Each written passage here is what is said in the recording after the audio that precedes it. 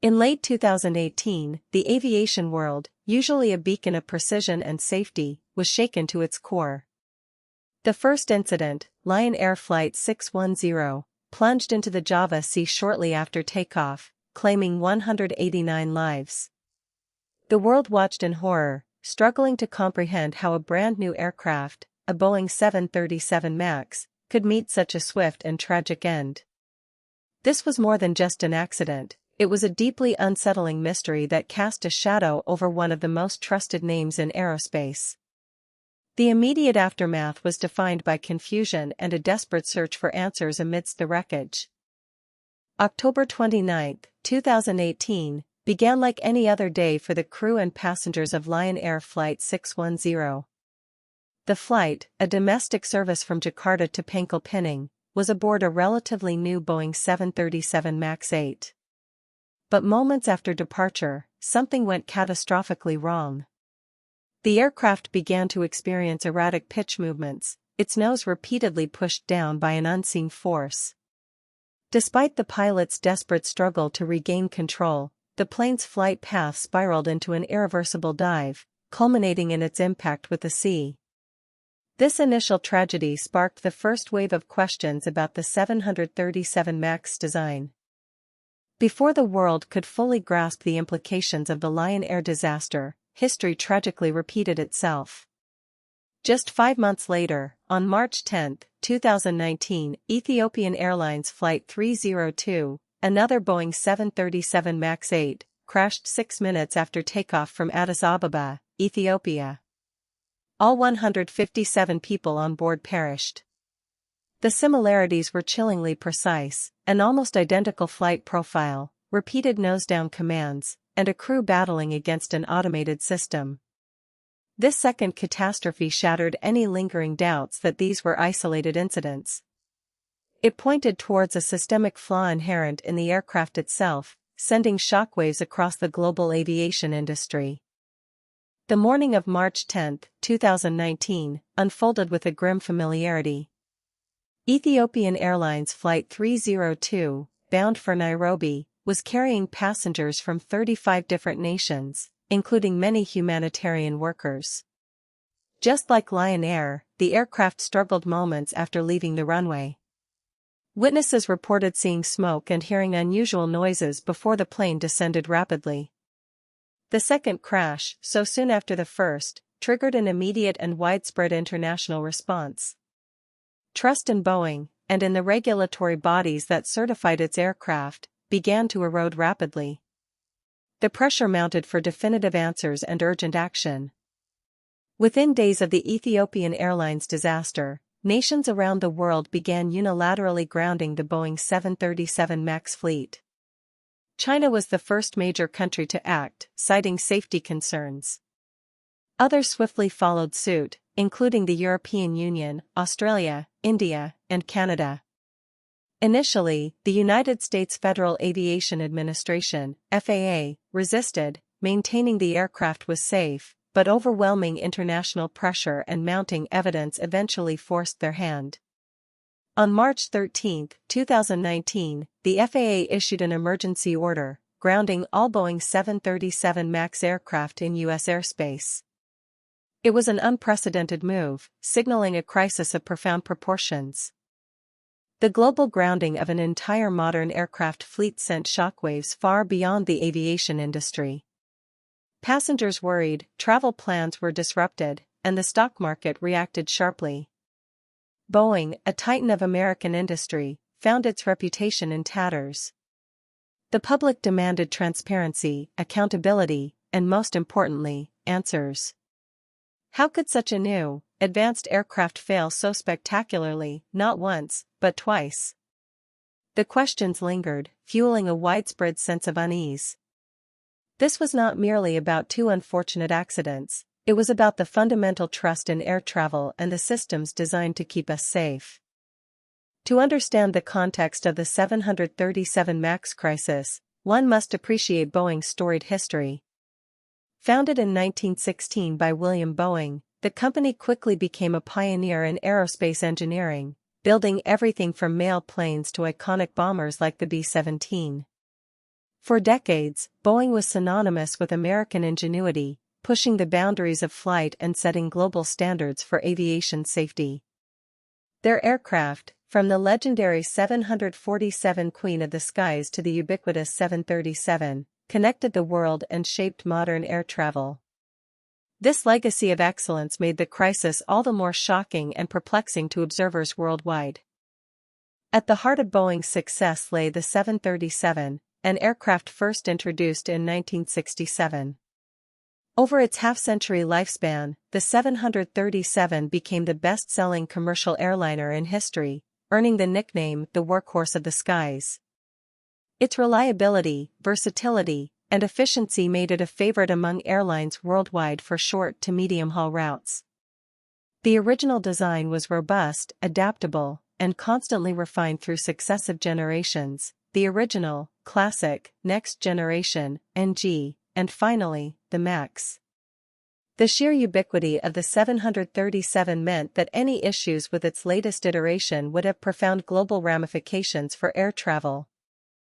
Boeing's dominance, however, was not unchallenged. Across the Atlantic, European consortium Airbus emerged as a formidable competitor, particularly in the single-aisle market. In 2010, Airbus launched the A320neo, a fuel-efficient upgrade of its highly successful A320 family, featuring new, larger engines. The A320neo was an instant hit, racking up thousands of orders and threatening to usurp the 737's long-held market share. This aggressive move by Airbus put immense pressure on Boeing to respond quickly and decisively, setting the stage for critical decisions regarding the future of the 737 program. Faced with the A320neo's success, Boeing found itself at a crossroads.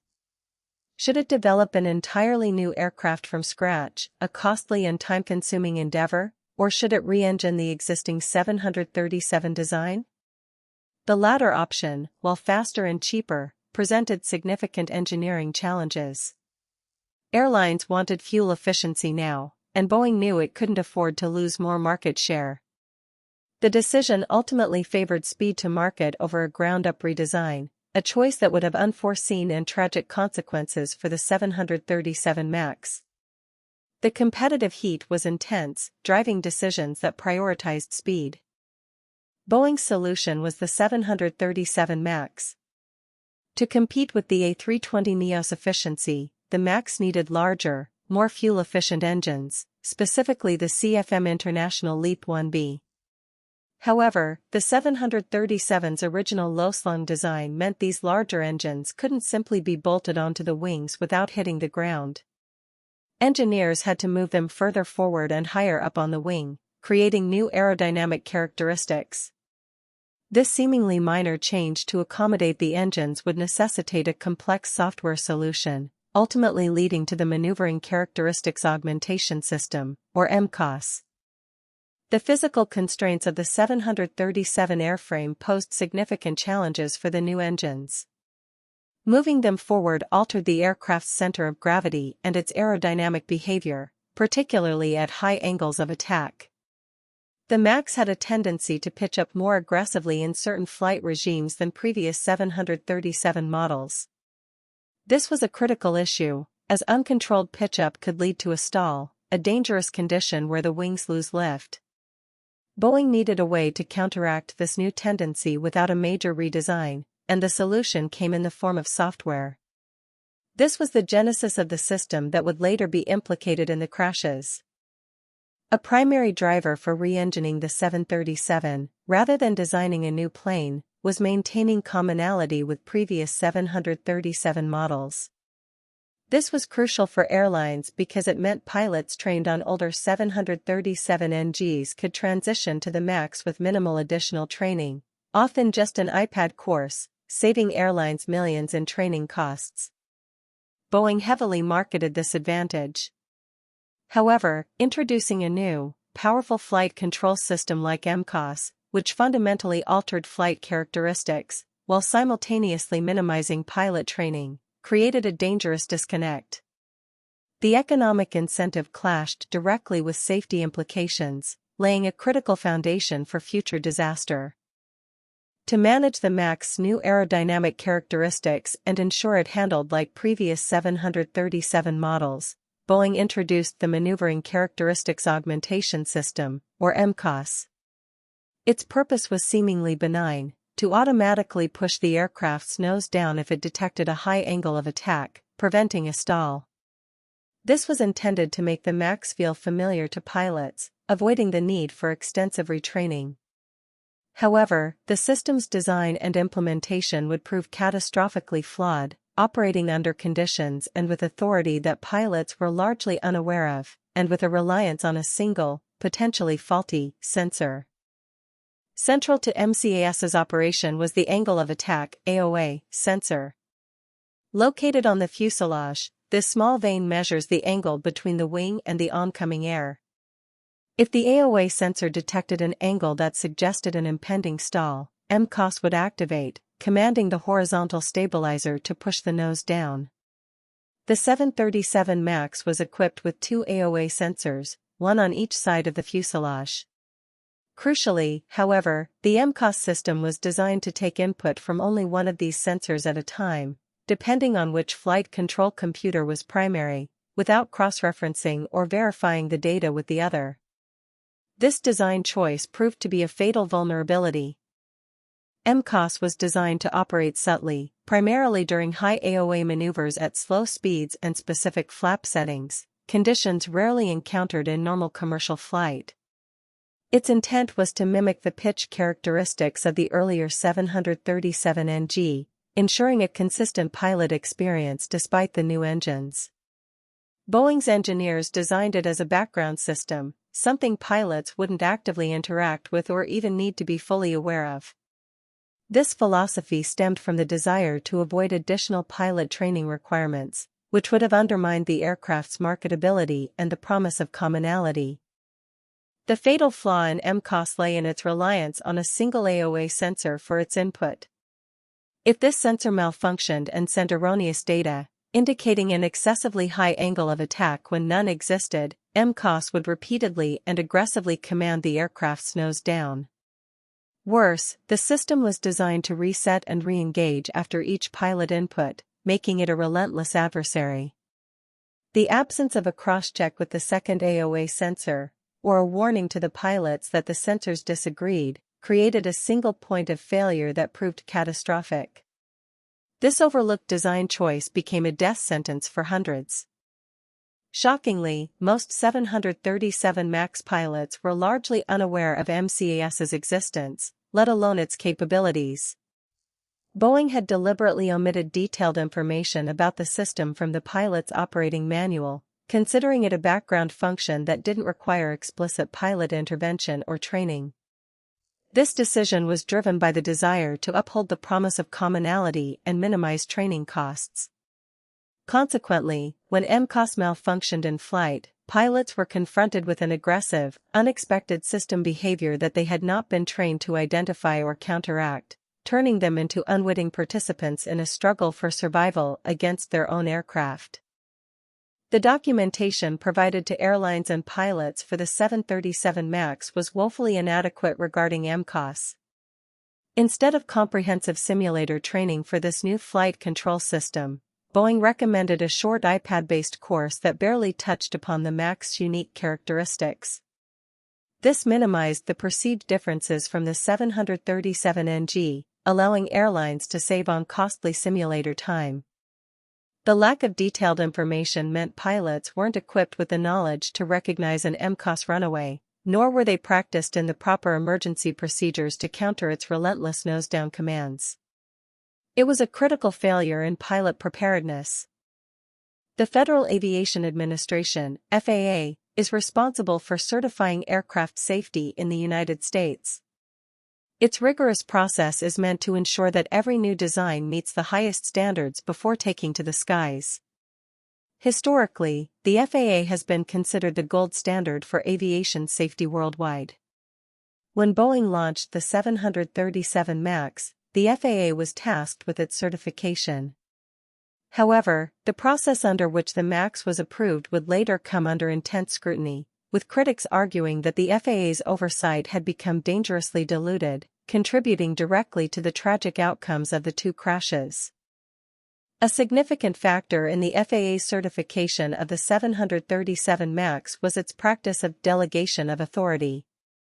This program allows aircraft manufacturers, including Boeing, to perform some of the certification tasks themselves, essentially acting as representatives of the FAA. The rationale is to leverage the manufacturer's expertise and expedite the certification process.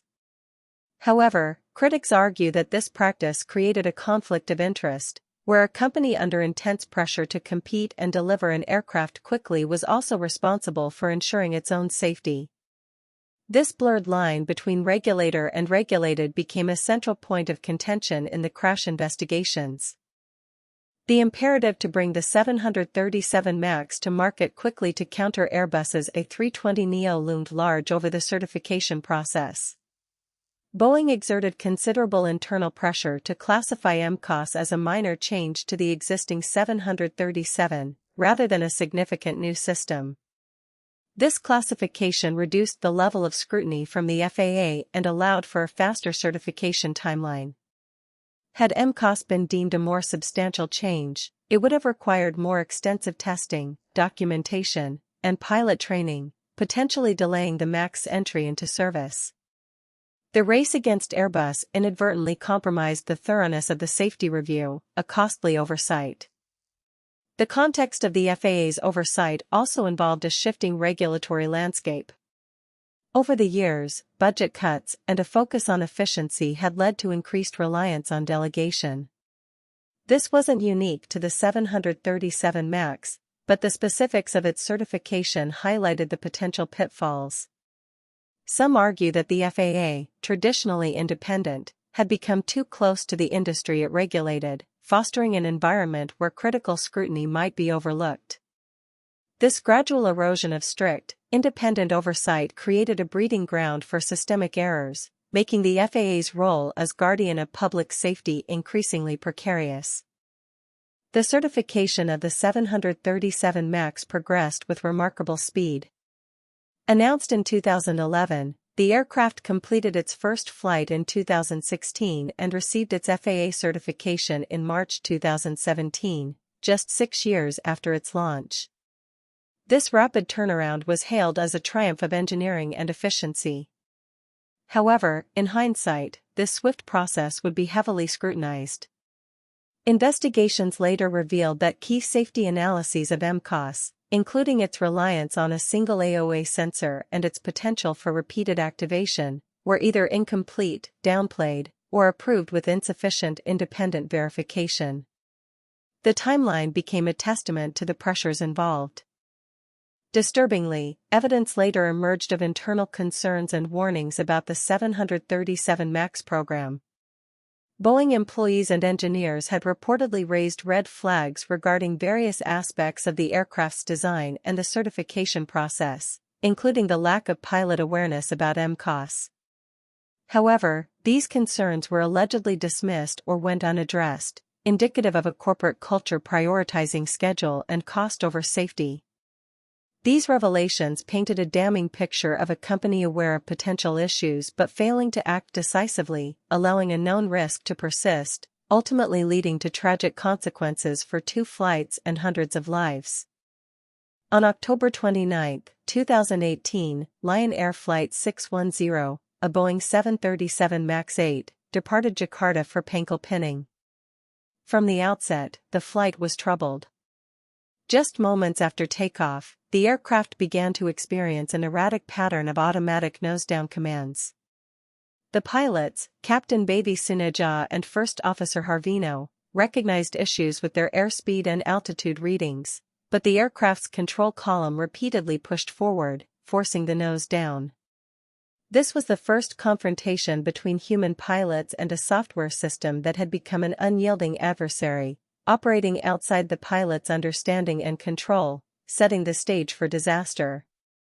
The recovery of the flight data recorder, FDR, and cockpit voice recorder, CVR, from the Java Sea was crucial. The FDR revealed a harrowing sequence of events. The left angle of attack sensor was providing faulty data, indicating an extreme angle of attack. This triggered MCAS, pushing the aircraft's nose down. The pilots responded by pulling back on the control column and using the trim switches to counteract the nose-down input. But MCAS, designed to re-engage, repeatedly pushed the nose down again, over and over, for the entire 11-minute flight. The data painted a grim picture of a desperate, losing battle. For 11 agonizing minutes, the pilots of Lion Air 610 fought a losing battle against their own aircraft. The CVR provided chilling insights into their confusion and struggle. They followed procedures for a runaway stabilizer, a known emergency, but MCAS behaved differently, overriding their inputs repeatedly. They lacked the critical knowledge that MCAS existed, let alone that it was activating due to a single, erroneous sensor. The crew was essentially flying blind against an invisible, relentless opponent. Their final moments were spent grappling with controls that seemed to have a mind of their own, leading to the tragic plunge.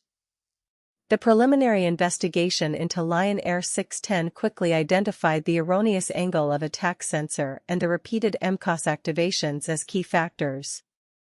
This immediately raised concerns within the aviation community. Boeing issued an operations manual bulletin advising pilots on how to handle erroneous AOA data and runaway horizontal stabilizer situations. However, this bulletin did not explicitly name MCAS or fully explain its function. It was a partial solution to a problem whose true depth was not yet fully acknowledged, missing the opportunity to prevent the next disaster, which was just 5 months away.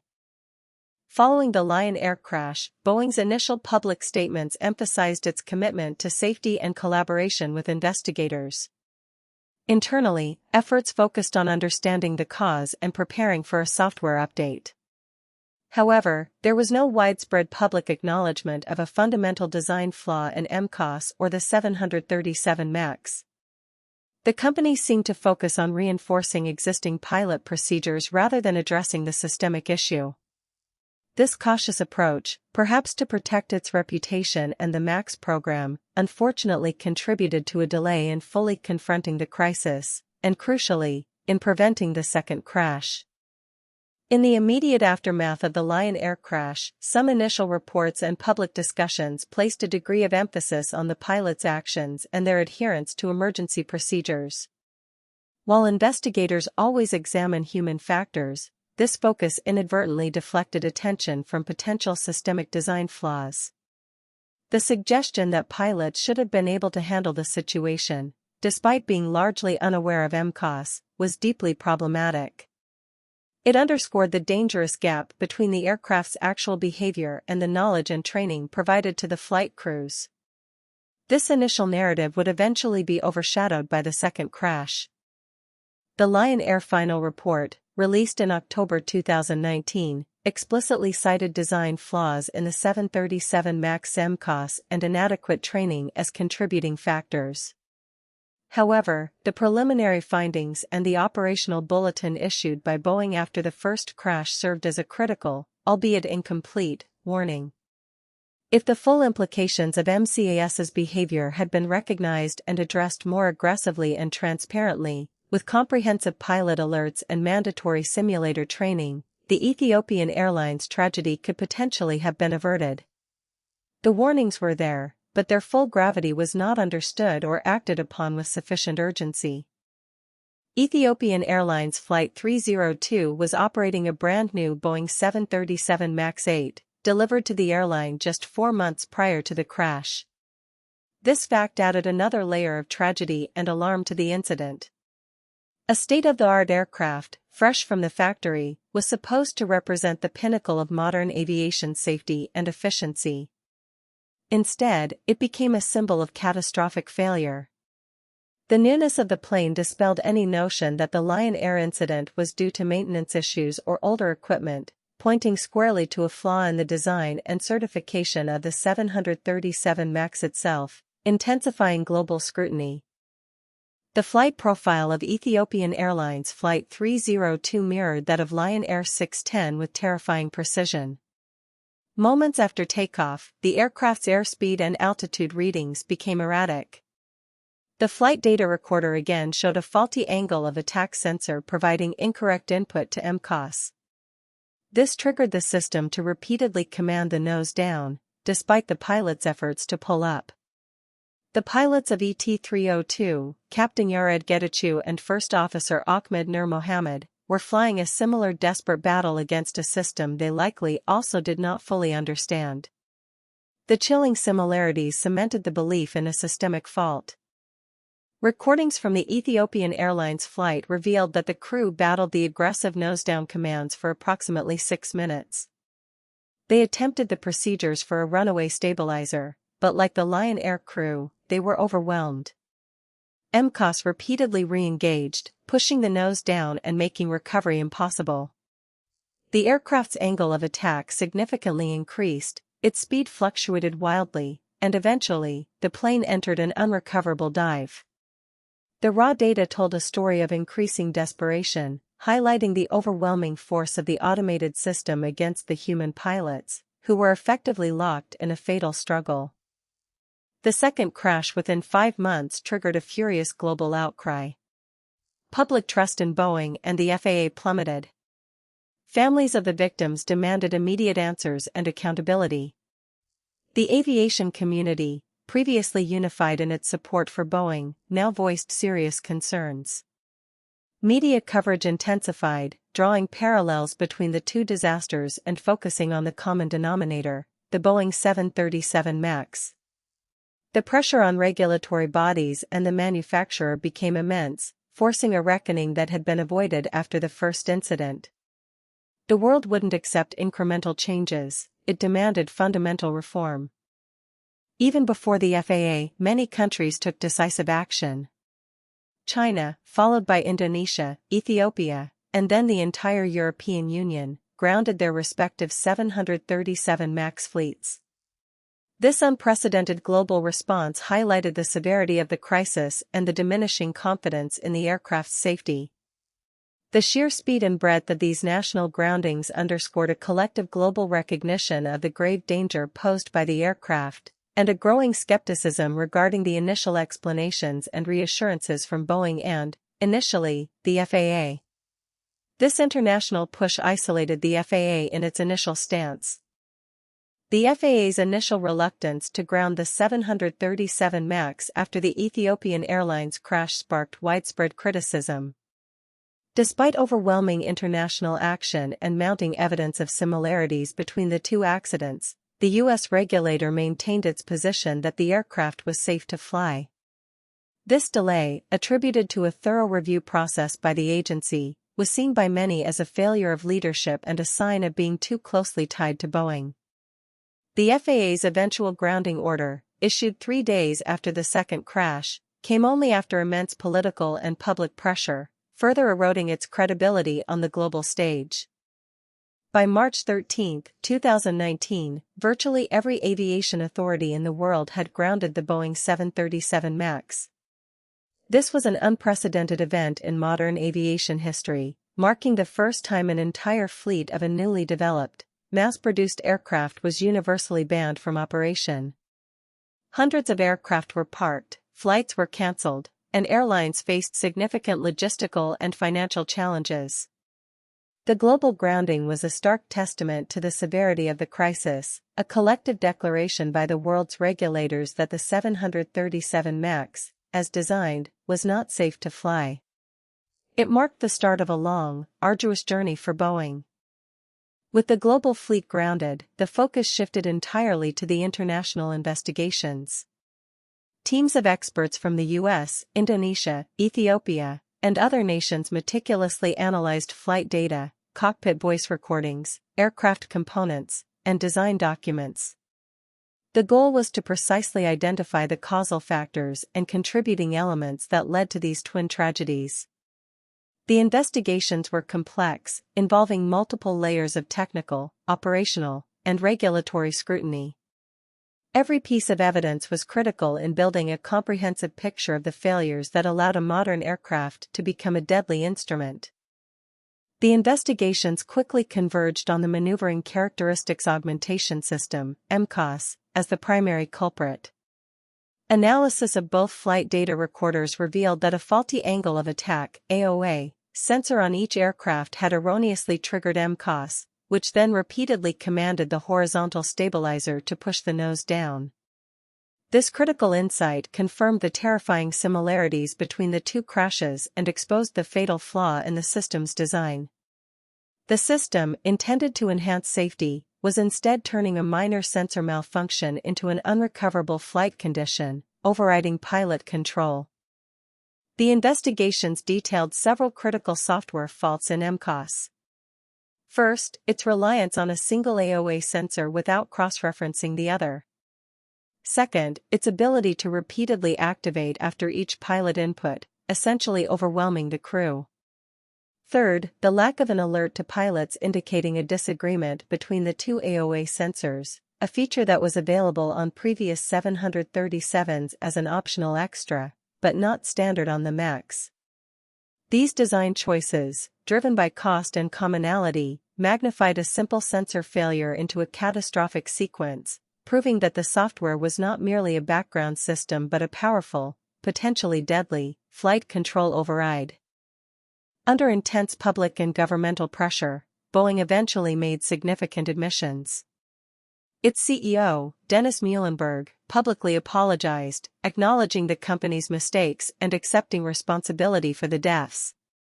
Boeing admitted that it failed to adequately communicate details of MCAS to airlines and pilots and that the software system had design flaws. This pivot from initial caution to full acknowledgement marked a turning point. It was a humbling moment for a company that had long prided itself on unparalleled engineering excellence and safety, signaling a recognition that their corporate culture had faltered. As investigations progressed, the blame game intensified. While Boeing ultimately accepted responsibility for the MCAS design, scrutiny also fell heavily on the FAA. Congressional inquiries, victim families, and international regulators criticized the agency's delegation of authority to Boeing, its superficial review of MCAS, and its delayed grounding.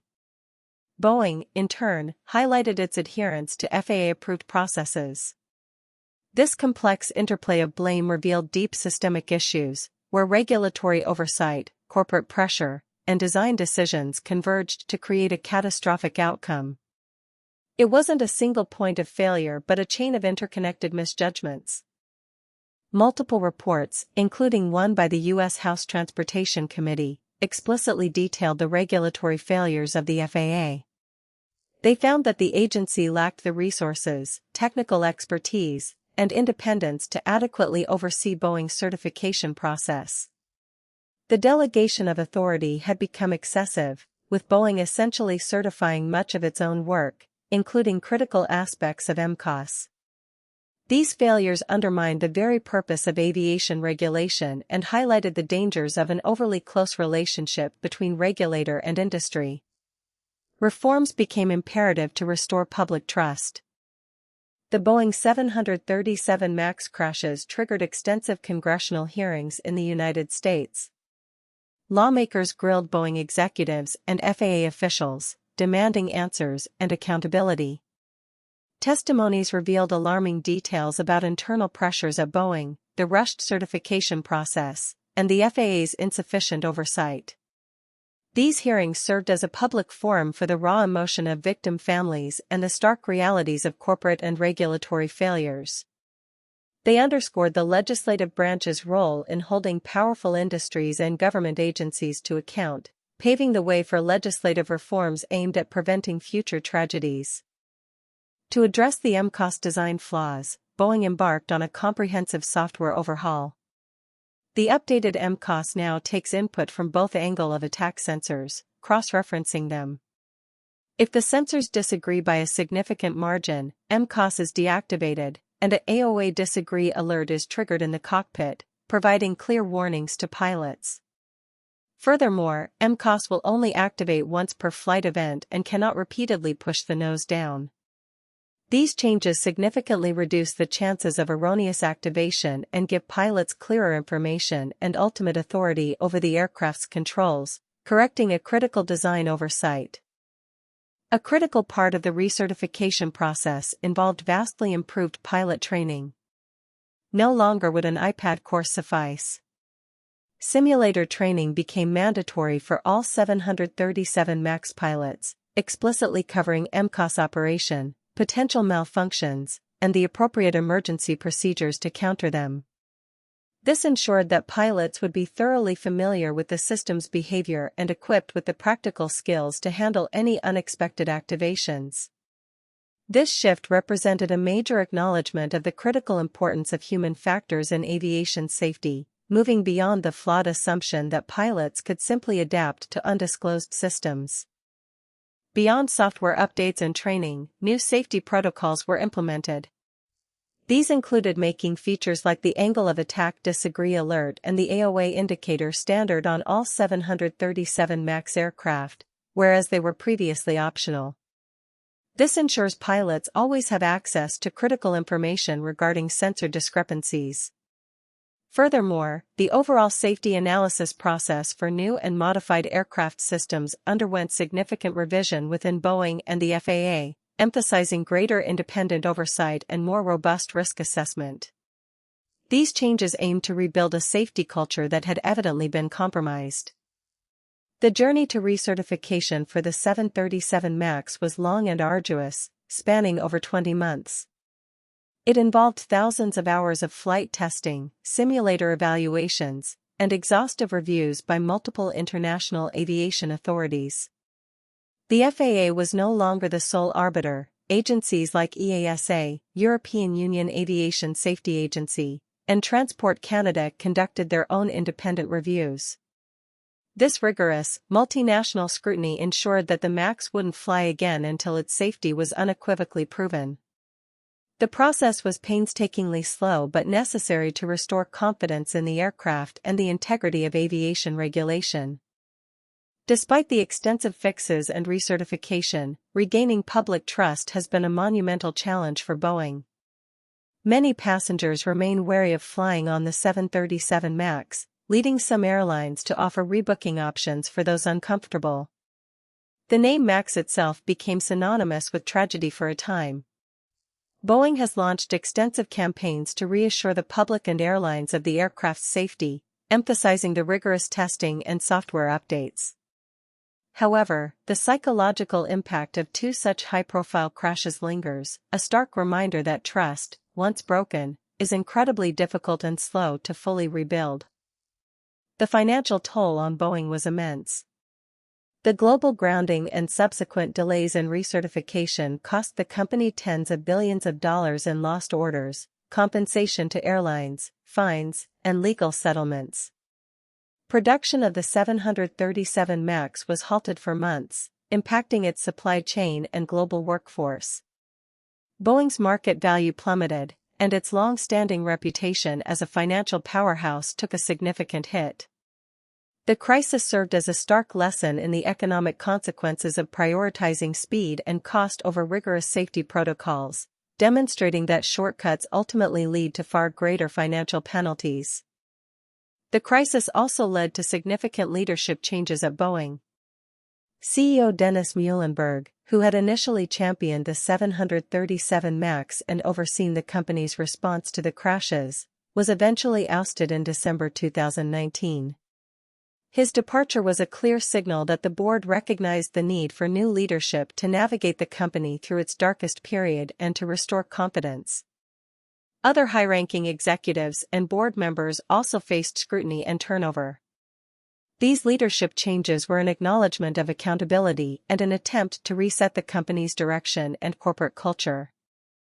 The 737 MAX crisis forced Boeing to confront deep-seated issues within its corporate culture. Investigations revealed a shift from an engineering-first philosophy to one prioritizing financial metrics and market demands. The pressure to compete with Airbus, cut costs, and accelerate production had, critics argue, compromised safety standards. Boeing has since pledged a renewed focus on engineering excellence and transparency. Implementing a true culture shift, however, is a long-term endeavor that requires sustained commitment from leadership and every employee. The aviation world watches closely to see if these pledges translate into lasting change. The FAA also faced its own reckoning, leading to significant regulatory reforms. Legislation was passed in the U.S. to enhance FAA oversight of aircraft certification, limiting the extent of delegation to manufacturers and requiring more direct FAA involvement in critical safety analyses. International regulators also strengthened their collaboration and independent review processes. The aim is to ensure that never again can a manufacturer, under commercial pressure, inadvertently compromise safety through insufficient oversight or inadequate disclosure of critical systems. These reforms are crucial for restoring global confidence in aviation safety standards. One of the most profound lessons from the 737 MAX crashes is the irreplaceable importance of the human element in aviation. The crisis highlighted that complex automated systems, while designed for safety and efficiency, must never completely override human pilot authority or operate outside their full understanding. Pilots are the final line of defense, and their training, knowledge, and ability to intervene effectively are paramount. The tragedies underscored the need for a balanced approach, where technology enhances, rather than diminishes, the pilot's role, ensuring they are always in command and fully aware of their aircraft's behavior.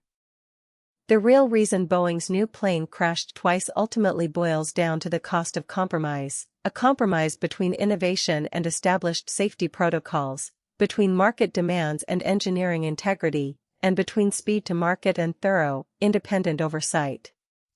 The drive to compete with Airbus led to a decision to adapt an old airframe rather than design a new, introducing complexities that were then managed by a flawed, undisclosed software system. This cascade of compromises, each seemingly minor on its own, accumulated into a catastrophic failure, demonstrating that in aviation, there is no room for shortcuts when lives are at stake. The 737 MAX crashes have forever changed the landscape of aviation safety. They sparked a global reevaluation of aircraft design, certification processes, and pilot training. While the tragedies were devastating, the lessons learned have led to critical improvements that will undoubtedly make future air travel safer. Stronger regulatory oversight, enhanced pilot education, and a renewed focus on transparent and robust aircraft design are now paramount. The aviation industry, born from risk and perfected by tragedy, continues its relentless pursuit of safety, ensuring that the sacrifices of those lost on Lion Air 610 and Ethiopian Airlines 302 were not in vain. The legacy of the Boeing 737 MAX is complex and indelible. It stands as a cautionary tale for the entire aerospace industry, a stark reminder of the delicate balance between innovation, commercial pressure, and the absolute imperative of safety. While the aircraft has returned to service with significant updates, it carries the weight of its past. Its story will continue to influence how aircraft are designed, certified, and flown for generations to come, driving continuous improvement and ensuring that the lessons learned from these two catastrophic crashes remain at the forefront of every decision made in the skies above. The quest for perfection is unending.